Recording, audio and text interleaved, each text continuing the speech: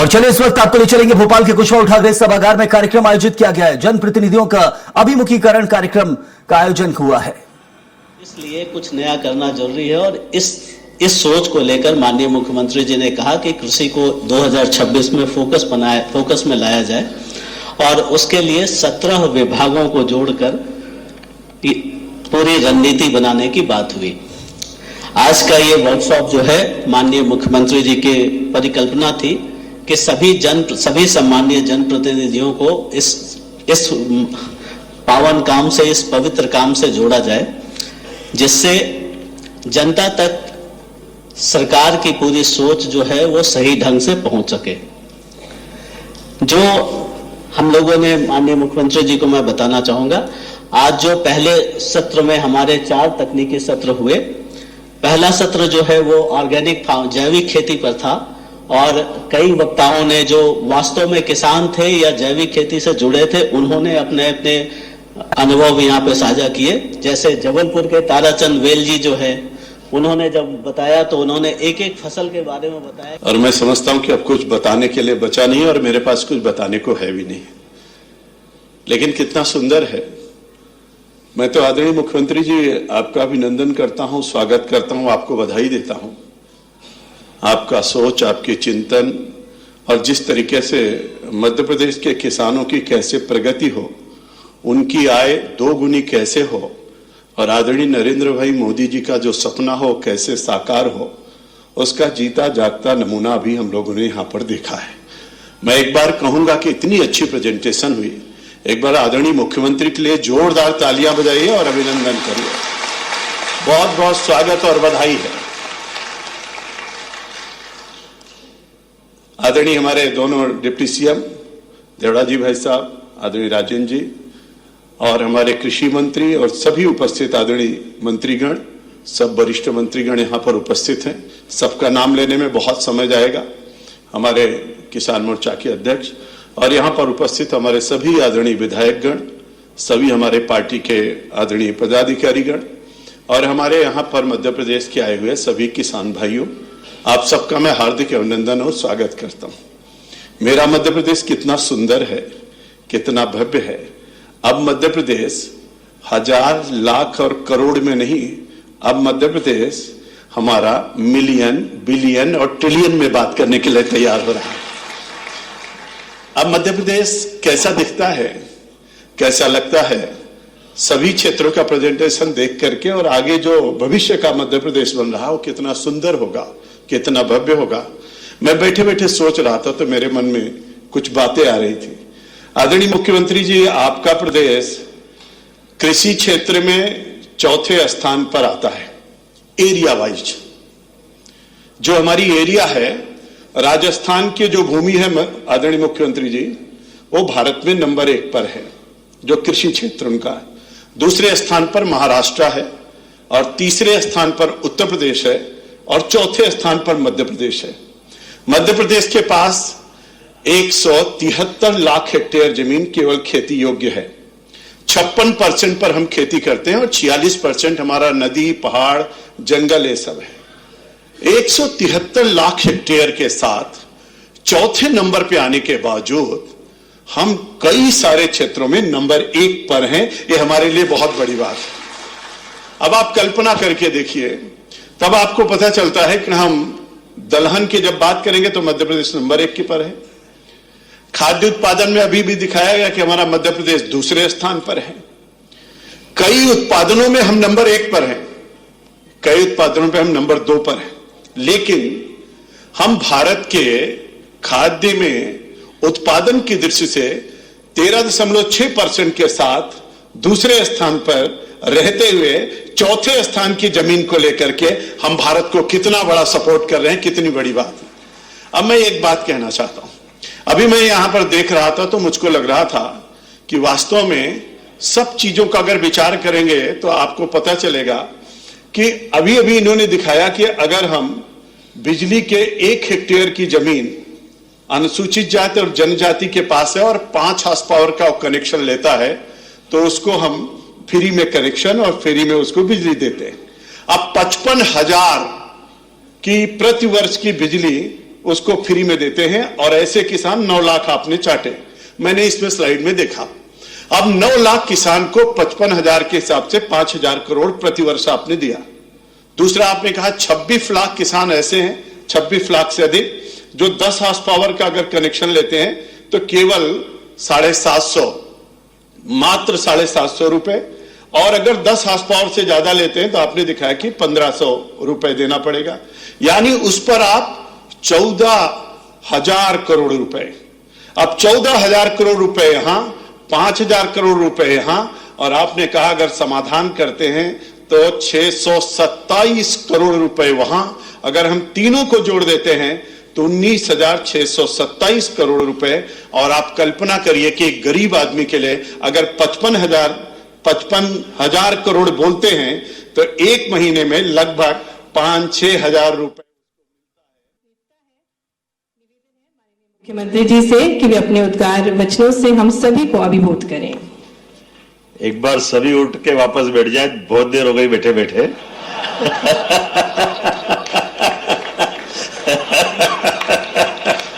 अब आराम से बैठ जाए। बोले भारत माता की, भारत माता की। मैं आज के लिए, वास्तव में आज का अद्भुत दिन है और आजादी के बाद मध्य प्रदेश के गठन के साथ संयुक्त मध्य प्रदेश का यह विधानसभा का भवन है। एक तरह से हमारे प्रदेश की पंचायत का ये सबसे पवित्र स्थान, और ऐसे पवित्र स्थान पर किसान कल्याण वर्ष के माध्यम से अलग अलग विभागों को लेकर के सरकार के माध्यम से किसान कल्याण वर्ष की इन योजनाओं को किस प्रकार से सरकार हाथ में लेके आगे बढ़ रही, ताकि सच में किसान कल्याण वर्ष का लाभ किसानों के परिवार तक पहुंचे, लोगों के घरों तक पहुंचे। ऐसे अच्छे कार्यक्रम के लिए अभी बहुत सुंदर भाषण दिया माननीय प्रभारी श्रीमान डॉक्टर महेंद्र सिंह जी के लिए जोरदार अभिनंदन करें। आप उत्तर प्रदेश सरकार के वरिष्ठ मंत्री रहे, आपने सिंचाई से लेकर कई विभागों का सफलतापूर्वक अपने राज्य के अंदर, उत्तर प्रदेश जैसे राज्य में अच्छा सा निर्वहन कराया, और तब से लगातार एमएलसी मेंबर भी हैं। वो हमारे भी संगठन के कर्ता के नाते से इतना अच्छा समय देते हैं कि हम अपने उनके उस प्रशासनिक क्षेत्र का लाभ लेने के लिए भी हम उनको स्मरण भी कर रहे हैं, और उनके भाषण से उनकी विद्वत्ता झलकती है। जोरदार अभिनंदन करें पुनः डॉक्टर महेंद्र सिंह जी के लिए।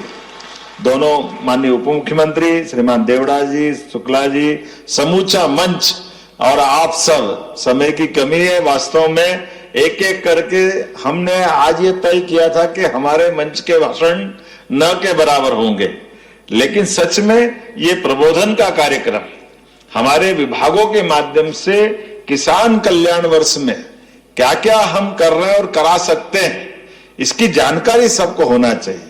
और जानकारी होने में भी उसका सरलीकृत रूप से एक विभाग पूरे साल अच्छा खासा कई सारे काम करता है, लेकिन 2 मिनट से 5 मिनट में इसको समेटना, ये जो समय की बाध्यता है उसके कारण से वो अपनी बात पूरी रख रहे हैं। मुझे याद दिलाना पड़ा कि 5 रुपए में बिजली का कनेक्शन भी जरा ये तो बोलो, वो अपने किसी को, पूरे देश के अंदर एकमात्र राज्य है जो किसान के लिए बिजली का कनेक्शन लेना है, कृषि पंप का, तो विभाग केवल 5 रुपए में कनेक्शन दे रहा है। जोरदार अभिनंदन करें। ये अपने इस बात की प्रतिबद्धता है कि हाँ, हम किसानों की सेवा करना चाहते, किसानों के बीच काम का माहौल बनाना चाहते। और एक एक विभाग जितने अच्छे ढंग से माननीय महेंद्र सिंह जी ने बात कही है, कई कुछ बातें व्यवहारिक रूप से भी मैं बात करना चाहता हूं।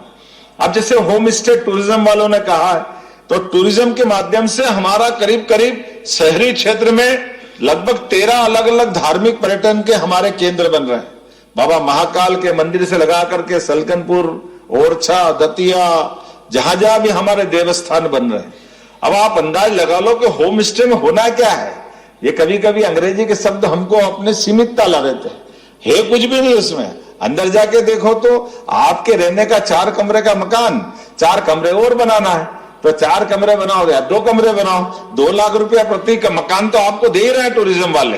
तो अगर आपने कमरा बना करके रख लिया और अपने घर में मेहमान रखने की व्यवस्था कर ली, तो ना तो आपको बिजली का कनेक्शन कमर्शियल करना है, ना आपको होटल का लाइसेंस देना है, बाकी कुछ भी नहीं करना है, बल्कि 20 लाख तक की आय भी आपकी उसमें जीएसटी से बाहर कर दी है।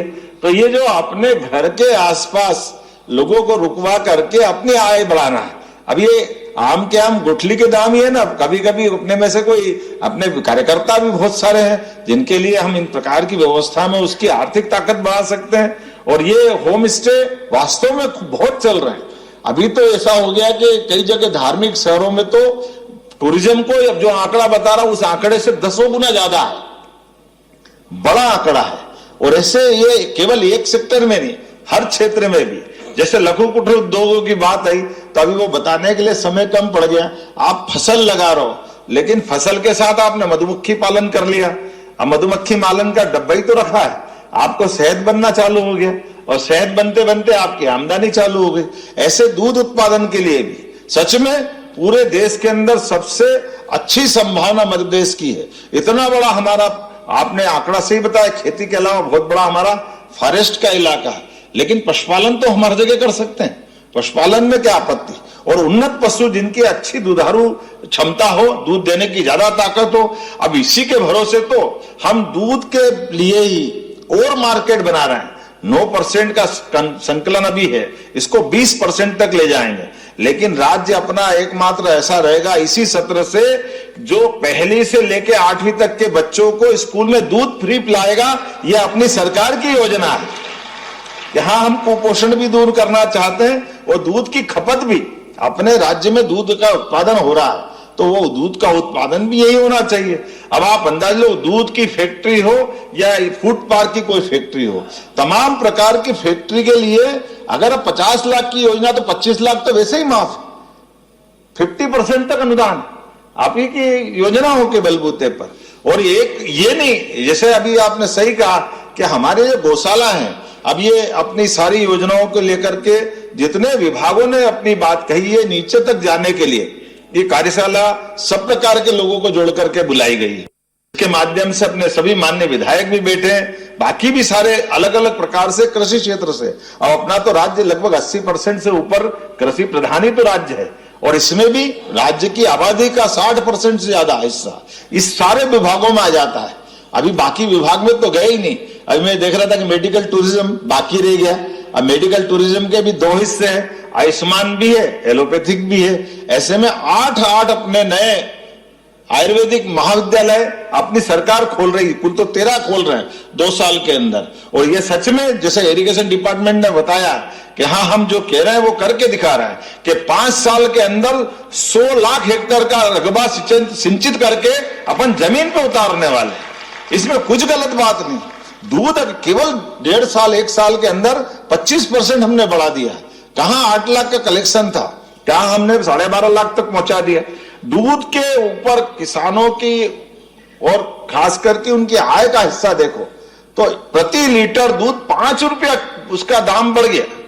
कहा वो दूध का पहले जो इसकी आप अंदाज लगा लो कि पूरा इतना 12.5 लाख लीटर रोज कलेक्शन हो रहा है और 5 रुपए लीटर उसका भाव बढ़ा है, तो आप बताइए उसके घर के अंदर उसकी आर्थिक इकोनॉमी बढ़ी कि नहीं बढ़ी, वो पूरी बदल रही।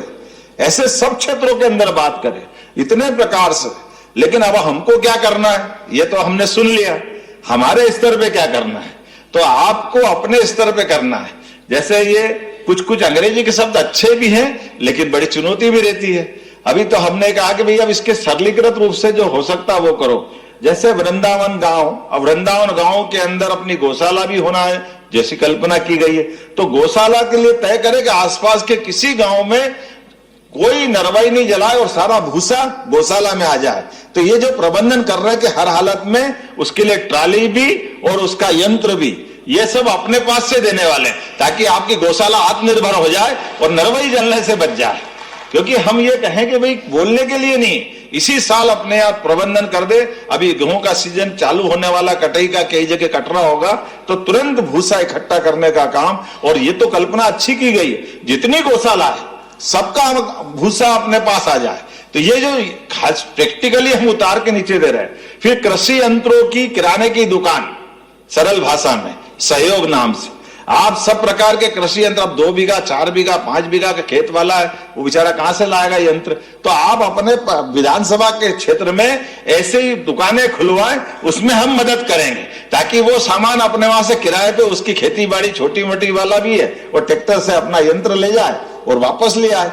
अब ये बहुत छोटे छोटे प्रयोग है, लेकिन इसके लिए भी हमको जागृति भी करना है। तो आप अपने विधानसभा क्षेत्र के अंदर 4-5 सम्मेलन कर सकते हैं और 4-5 सम्मेलनों के लिए जो मदद चाहिएगी कृषि विभाग के माध्यम से हम वो भी कराने को तैयार हैं, ताकि हर एक विधानसभा के अंदर ये सकारात्मक माहौल बने। उसमें उद्यानिकी का हो, ताकि अच्छे प्रकार की उद्यानिकी कैसे हो सकती है, एग्रीकल्चर अच्छा कैसे हो सकता है, प्राकृतिक खेती अच्छी कैसे हो सकती है। और इसी में जैसे हम में से कोई अगर अपनी खेती के माध्यम से, कई सारे किसान जब अच्छे फलोत्पादन की बात करता है, अब तो वो कितना बड़ा बड़ा मुनाफा बता रहा है, ऐसे अच्छे किसानों को भी सम्मानित कर सकते हैं। अच्छे पशुपालकों का जिनका दूध का उत्पादन बहुत अच्छा है, या अच्छी नस्ल के जिनके पास जानवरों की अच्छी गौशाला है, उनको भी आप बुलाकर सम्मानित कर सकते हैं। ऐसे सारे कामों को लेकर के तो मैं लगभग विधानसभा वार अगर बात करूं तो कृषि विभाग ने आपके 3-4-5 अच्छे कार्यक्रम करने के लिए प्रति विधानसभा 5 लाख रुपया अपने सरकार के माध्यम से प्रदेश भर में सभी के लिए उपलब्ध कराने का निर्णय किया, ताकि वो अच्छा सा आप अपना कार्यक्रम कर पाए। इसी प्रकार से गौशालाओं की बात मैंने पहले कर दी है। गौशालाओं के अलावा भी प्रत्येक अपने भविष्य के होने वाले त्योहारों की बात करें तो ये जो अपने खासकर अभी अपने खुद के मकान की भी और खेत की भी सोलर लाइट अपन लाए, सोलर से अपनी बिजली की उपलब्धता पर्याप्त लाए, और साथ साथ ये जो कृषि और ग्रामीण खासकर लघु कुटीर उद्योग वाले, ऐसे कई छोटे छोटे रोजगार के बहुत सारे चीजें हैं। तो उम्मीद करेंगे आने वाले समय में जिला कलेक्टरों के माध्यम से भी सभी प्रकार के इन 16-17 विभागों के लाभ नीचे तक कैसे उतार सकते हैं, इसलिए स्वस्थ प्रतिस्पर्धा भी जिला वाइज भी करने वाले हैं, ताकि ये पूरे कामों को अपनी विधानसभा वार और जिला वार भी हम नीचे तक लगभग ये मान के चल रहे हैं कि क्योंकि हमारा ये जो वर्ष है, वैसे तो कृषि कल्याण वर्ष 2026 हमने कहा है, लेकिन सच में हमारी ये मार्च से मार्च तक की योजना है, इसलिए पूरा बजट आपको इस मार्च से अगले साल मार्च तक का, इसको ऐसा मान सकते हैं कि विक्रम संवत 2019 अपने 2083 लगने वाला 19 मार्च से वो अपने लिए ये गुड़ी पड़वा से गुड़ी पड़वा तक का। तो हम सब इस नए साल में किसान कल्याण वर्ष को बहुत अच्छे से मनाएं, ये भावना व्यक्त करते हुए मेरी बात समाप्त करता हूं। इस पूरे आयोजन के लिए सच में अपने सारे मित्रों का मैं आभार मानता हूं। विभाग के अधिकारियों ने भी बहुत मेहनत की, जोरदार तालियां इनके लिए भी बजा दें। और आप सब जितने भी जहां जहां से आए, आपने पूरे दिन शांतिपूर्वक इस कार्यक्रम का हिस्सा बन के आनंद लिया। आप सबको शुभकामना, बधाई, बहुत बहुत धन्यवाद। बहुत बहुत धन्यवाद माननीय मुख्यमंत्री जी आपके मार्गदर्शन के लिए। और अब आप सभी के समक्ष कृषि छात्रों द्वारा बनाया गया एआई के माध्यम से बनाया गया एक वीडियो प्रस्तुत होने जा रहा है। आप सभी से अनुरोध है कृपया अपने स्थान पर बैठ जाएं।